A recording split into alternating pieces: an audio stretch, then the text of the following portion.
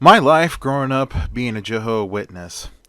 Well, I couldn't avoid it, so I decided to talk about it, since I always watch many of the videos from activists on YouTube.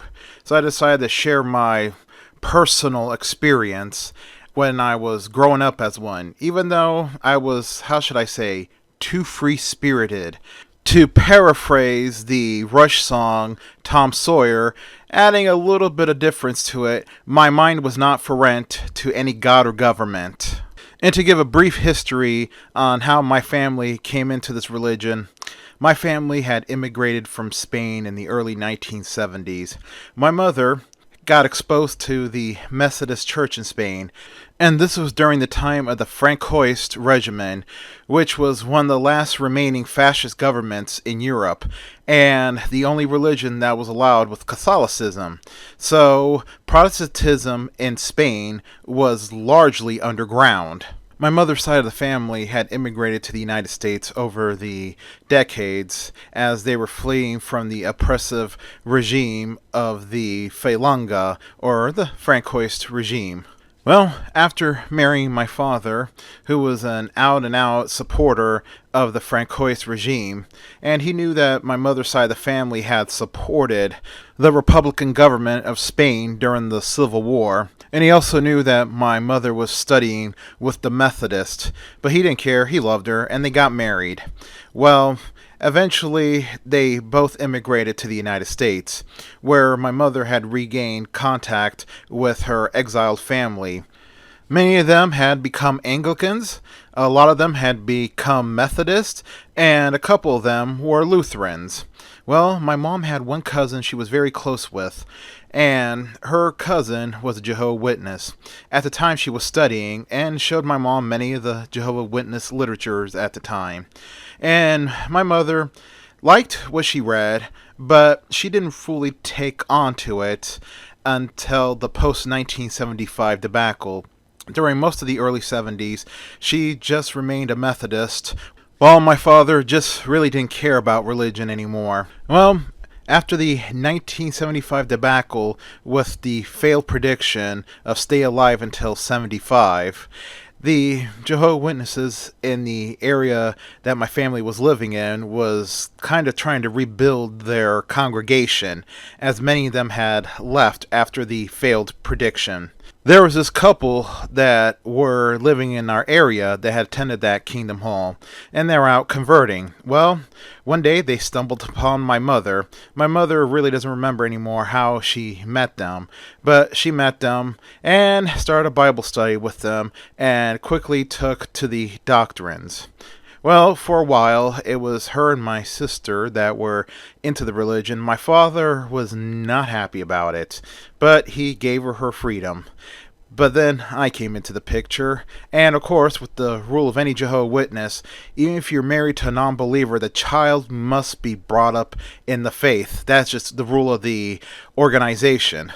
Then my struggles began, as my family of non-believers still celebrated Christmas and the holidays, and we were always over their homes for the holidays. Plus, my father, being a non-believer, he was still celebrating Christmas, so Christmas was still being celebrated at our home.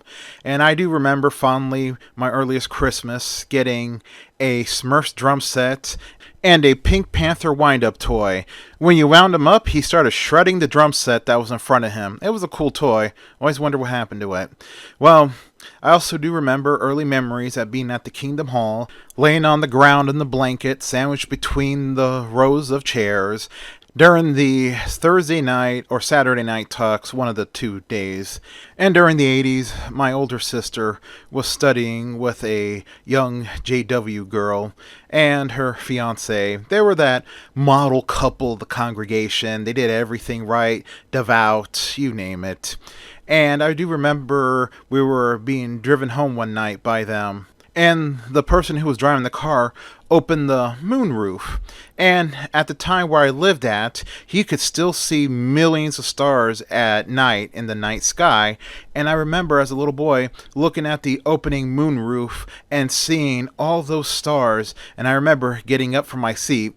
At the time, there was no seatbelt law yet in my area, and I remember saying, "Oh, looky, the stars. And I remember the girl that was my sister's teacher saying something about God or whatnot, but I was not paying attention to her. Looking at those stars in the night sky was inspiring me because at the time I had unlimited access to the TV, so Star Wars was pretty brand new. Superman was still brand new, and a plethora of sci fi television shows at the time. So, in my mind, I was thinking Superman, Star Wars, Star Trek, and Doctor Who because it was being shown on PBS at the time, and it was the reign of the Sixth Doctor at the time. Later on, I discovered the prohibitions and restrictions of the religion. When I was a child, during my favorite time of the year, Halloween, I saw many kids running around in costumes in a neighborhood. Something that's very alien nowadays in my neighborhood, as really no one goes trick-or-treating anymore.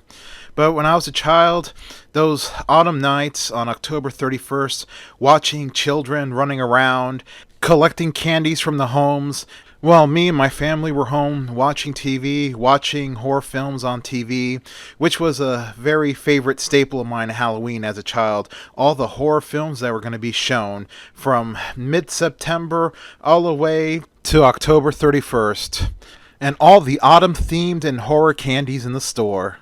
My father never celebrated Halloween due to the fact that in Spain, Halloween was not even mentioned because being a deeply Catholic country, it was not celebrated. The only thing they celebrated there during that time was All Souls Day followed by All Saints Day.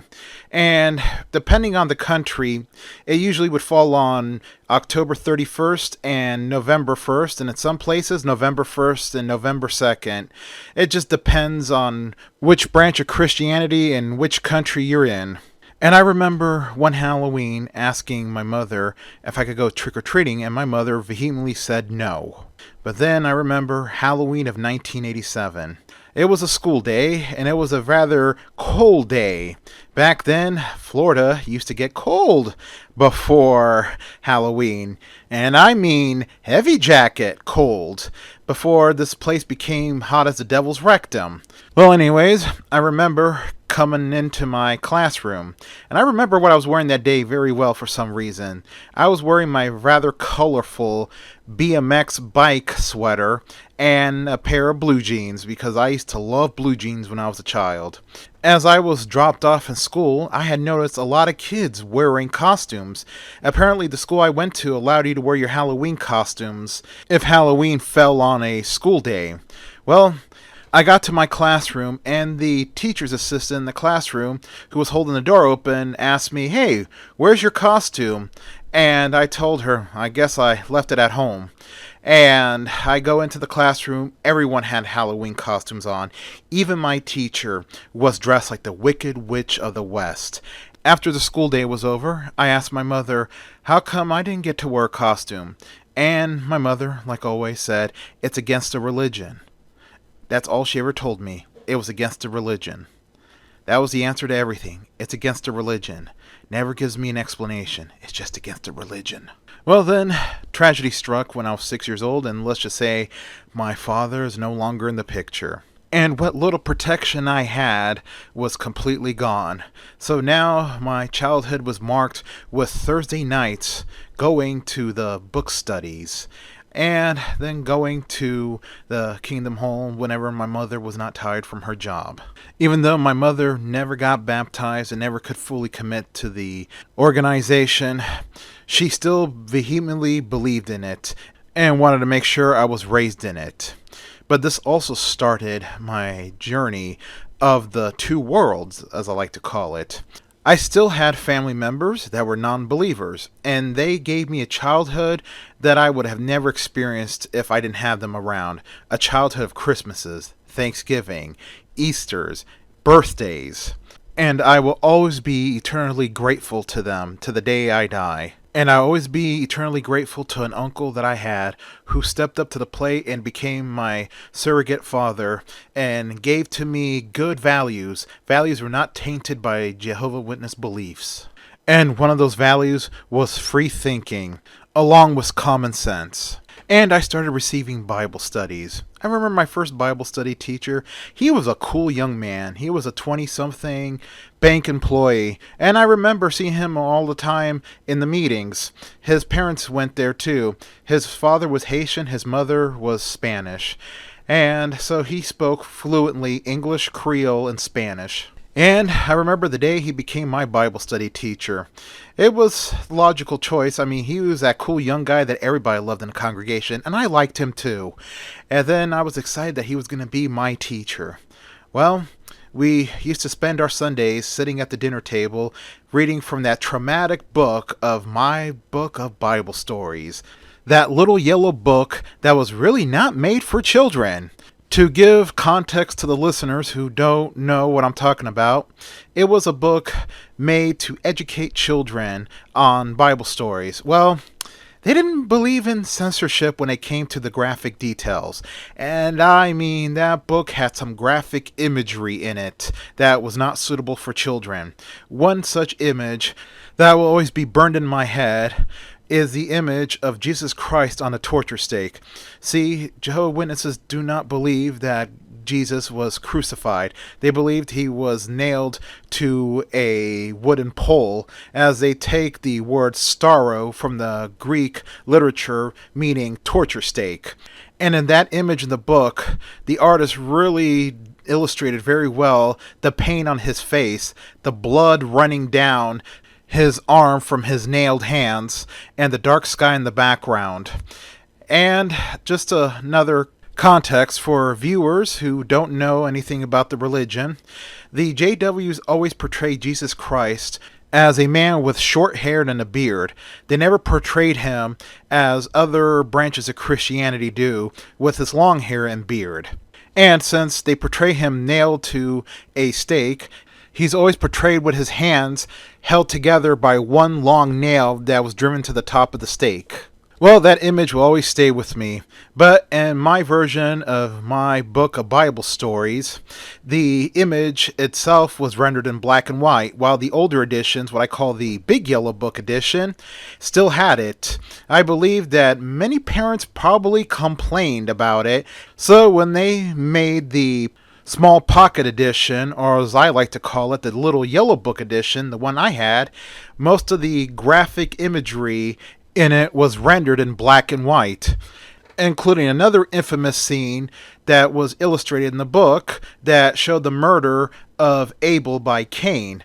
In the original edition that was still in color, you saw Cain lying dead on the ground with a huge pool of blood under his head. In the revised edition, the one I had, it was rendered also in black and white. Well, from a child's perspective, these studies went on for an eternity. Well, then one day, my teacher got married. It was big news in the congregation. And I think I didn't meet his new wife. I seen her. And then things started to change. He was starting to become very infrequent. And then one day he just never showed up again. But I also had discovered further the prohibitions and restrictions of the religion. As I'll never forget this incident. One day, my mother was doing yard work outside, and I was still too young to do yard work, but I was outside playing with my dog, and I do remember the incident very well, where I said to my dog, "Hey, let's go find the magic key." And my mother screamed at me, it's like, "Don't you dare use that word. Magic is evil. How dare you?" Well, needless to say, when I continued to play with my dog, I always made sure she didn't hear the word magic.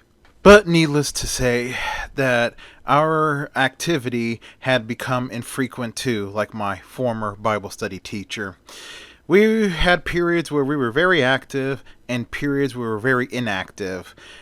They seem very far and few, but the inactivity was always the one that lasted longest. The ones that I truly felt happy. Then, in the early 90s, my oldest sister got baptized. But she too was somewhat always infrequent to the meetings and the requirements of being a baptized member.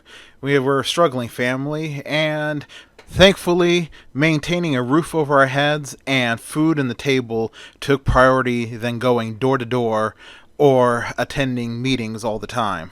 Then I remember a time of great inactivity. That time seemed to have lasted a very long time. It was a great time. and we were starting to get very liberated. I started to attend one or two birthday parties. I even got as far as attending one or two Halloween parties and getting to dress up, something I always felt was denied to me. And it was. I likened it to Roman history, to the Pax Romana, where there was a long period of peace before the troubles started up again for the empire. Then the storms of oppression had started again. One day, my mother had begun to receive Bible study lessons from a woman who had visited the house before and did give my mom Bible study lessons in the past. Not the same ones that introduced my family to the faith, but this was a different person. And as my mother had begun to receive Bible study lessons, to quote Queen, the hammer to fall. That's what happened. And this hammer fell hard, and everything shattered. The Pax Romana was gone, and the oppression started again. By then, I was entering my teen years, and it's very hard when you're a teenager and you're being told no to everything. And, well, what happens when you tell a child no? They'll start exploring. Well, and that's what I did. I called this era the Age of Discovery. The school library had several books on the occult, and I read them all. I never practiced any magic or played with any spells. I just read everything on the occult, spell books, books of the supernatural, you name it, I read it. And it was just very fascinating to me. I saw it as entertainment. Entertainment that was forbidden and off limits to young JW youths like me and many others. At this period, I became very well adept in the art of deception. Anyone who grew up in the religion knows about the art of deception. You put on two faces, or should I say, a mask. There's the you in front of your family, the model youth who does what they're told, says yes to everything, says no to all the bad things, and claps their hands with every song kinda youth. Then there's the real you, the you that you pull the mask off, the you behind it all, the you that your friends are the only ones privileged to see. And for many JW youth, their worldly friends were the only ones they were allowed to be themselves around. And it was also at this time I had begun receiving Bible studies again, but in the most unorthodox and most unconventional way possible. A woman was giving it to me. Yes, for anyone who grew up in a religion, you heard right. A woman gave me Bible studies. For those who don't know anything about the religion, women in the religion are regulated to almost nothingness, as the religion is very misogynist and they have a very old antiquated view of women. Stay in the kitchen and do what your husbands tell you to do. And their roles in the organization is severely limited.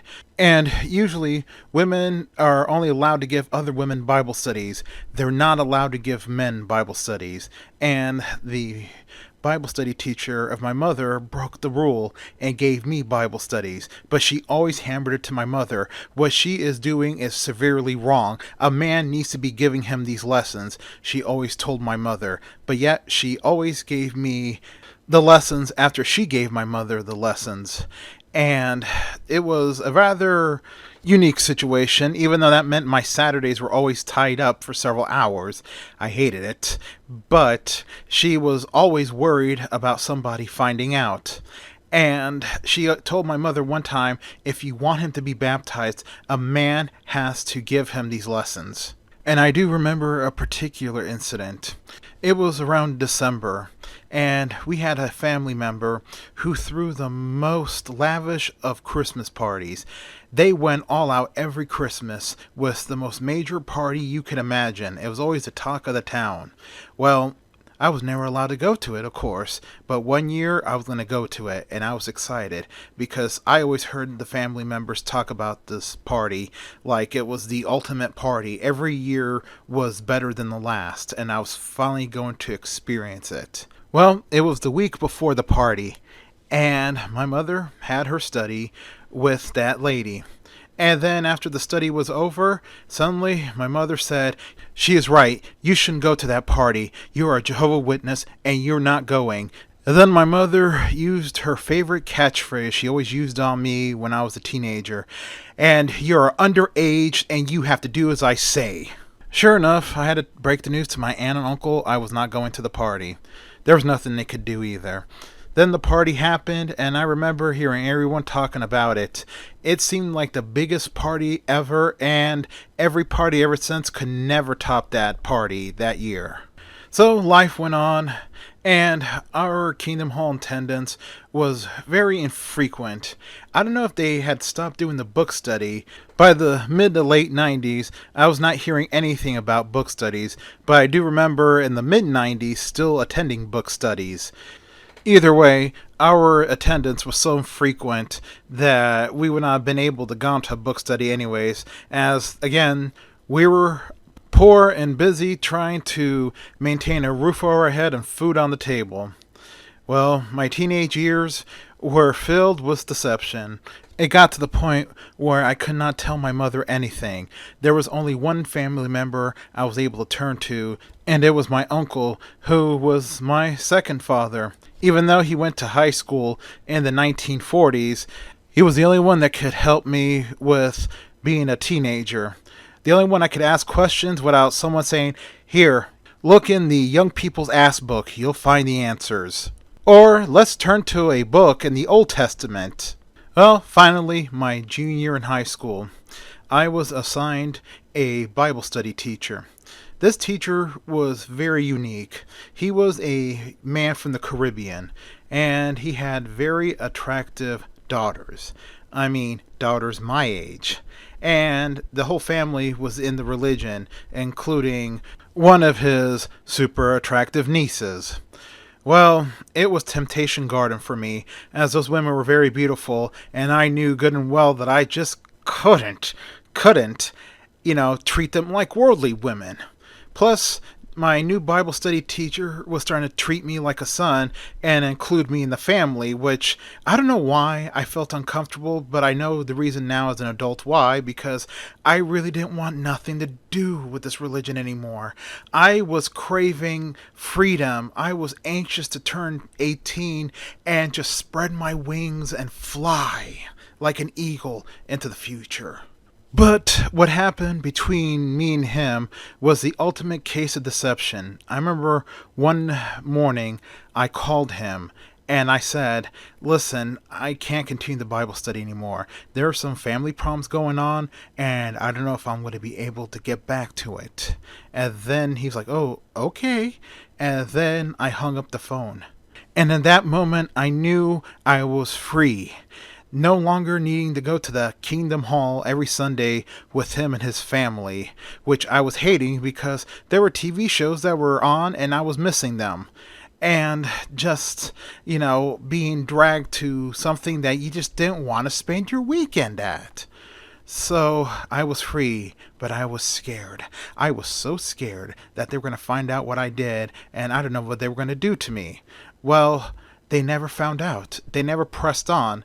And since I had a Bible study teacher just up and vanish on me without any rhyme or reason in the past, they just assumed that this one did the same thing, even though my mother to this day thinks it was something I said. I'll never forget the first time she mentioned it. She said it to me one day. "I don't know what you said to that man, but you said something to him that he misconstrued it as you not wanting to learn. And now he is gone." But at least nobody asked questions. Nobody investigated what happened, and I was off the hook. Well, I finally turned 18. I was legally an adult, and once I graduated high school, I was free. Free to be the real me. Free to do what I want and when I want it. I was so happy. All I remember is the first thing I did was I grew my hair out, and I grew my hair out long. I call this period my Renaissance period. But now let's fast forward to the not too distant future. This is when my Renaissance period ended and my spiritual journey period had begun. I had an uncle who died, and I was at the funeral.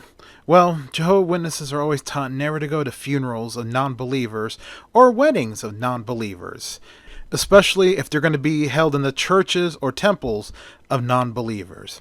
Well, the procession was about to start, and it was a Catholic funeral, so the priest was going to say a few last words before the procession started.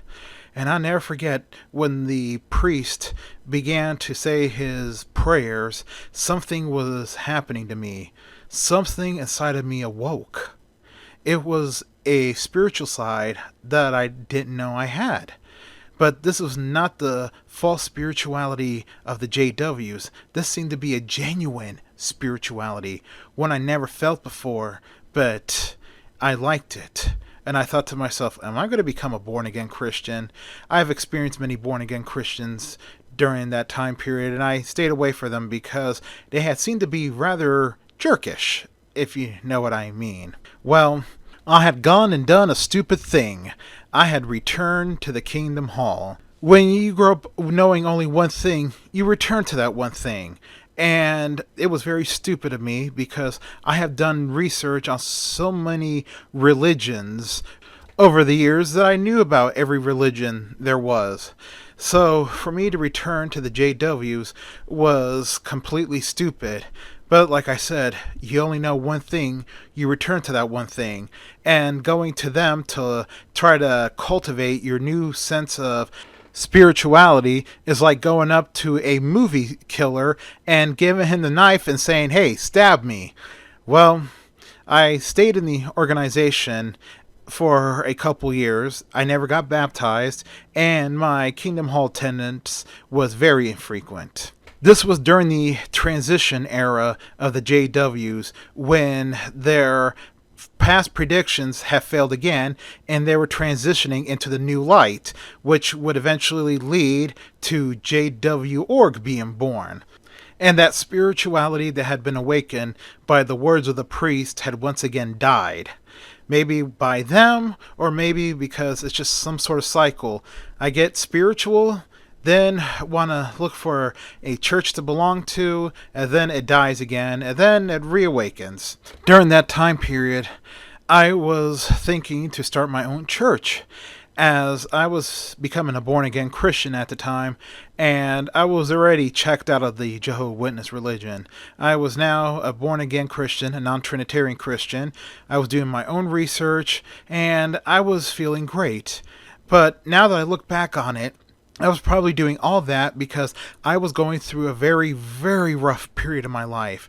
It was a very dark time for me. I was surrounded by very nasty people in my workplace. I was stuck in one of the most poisonous environments that anyone can be stuck in.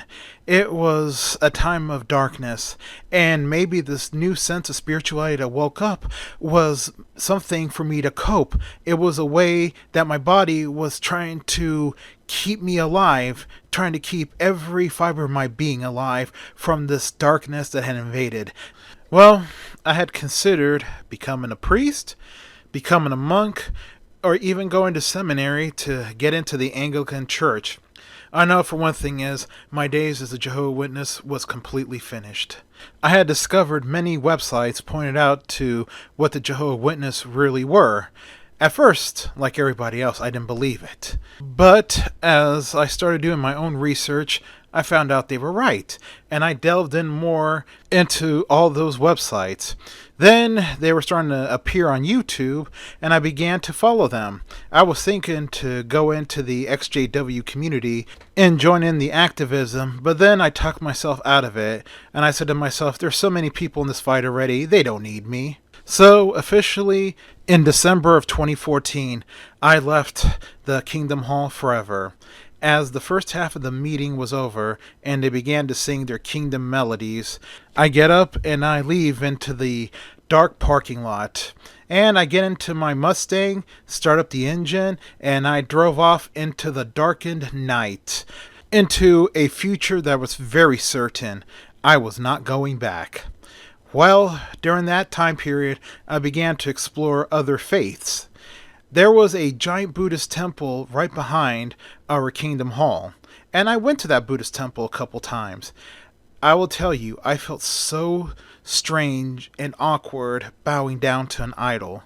Plus, the service was in Chinese, and, well, they did give you a headset which translated everything that the monk said. I just still felt like I didn't belong.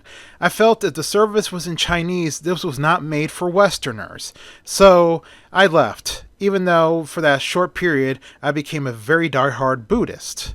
Well, then I began going to an Anglican church. And I almost wanted to go into the seminary to become an Anglican minister. But I decided against it because, hey, I was just not cut out for the religious life. So my spiritual journey had come to an end with no resolution. And now I just do YouTube videos because I enjoy it. And there will be many more videos talking about the old lifestyle of being a JW. There are so many things that had to be covered that I couldn't do on this video. Like and subscribe. The end.